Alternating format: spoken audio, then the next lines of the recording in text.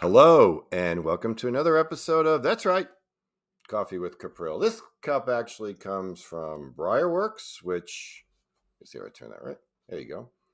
Which is a company that makes pipes. Yes, I do engage in the occasional tobacco pipe. Not a lot, just a little bit. I had to clarify, though, tobacco. Anyway, I want to talk to you about mortgages and interest rates. Now, a lot of you don't have a mortgage, which is great, but some do. And you may decide at some point to buy another piece of real estate, and maybe paying cash for whatever reason doesn't make sense. Now, back when rates were like 2%, 3%, it really made sense not to pay cash. Why? Well, because your own money could grow at a higher rate than that. But now they're getting up there, some as high as 7%. And now you have to really start thinking.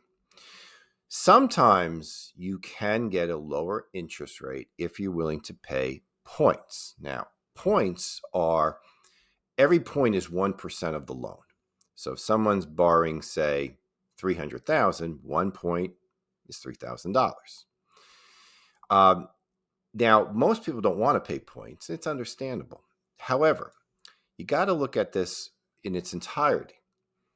If you're going to finance a home, and maybe you're going to finance it for 15 years, and you have every expectation to believe you'll be there for that full 15 years, paying points may not be a bad idea if the interest rate that you get after you pay the points is lower and pays for itself. So what do I mean by that? Well, I'll give a couple of extreme examples. I'm going to try to do this off the top of my head.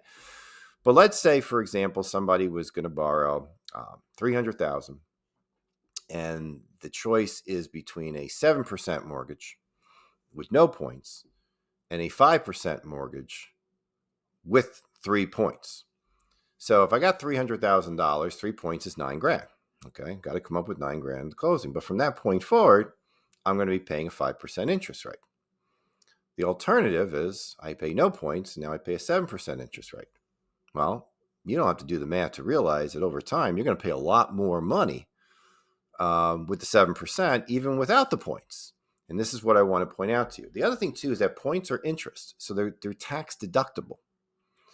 Now, this will also depend on whether or not you can deduct you itemize, because with the new tax law, itemization is less common. Why? Because the standard deduction now is so much higher than it used to be. Now, this may be something you ultimately advise your kids with, but don't necessarily turn away from the points if the interest rate savings is considerable.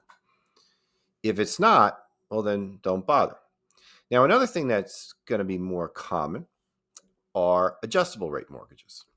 When interest rates, again, were running 2-3%, nobody was going to buy an adjustable rate mortgage because you were going to lock in long term. I mean, my house here in Tennessee, I'm locked in at 2.25%. I would never have looked at any type of an adjustable rate. Why? Lock in at 2.25. But now that's changed.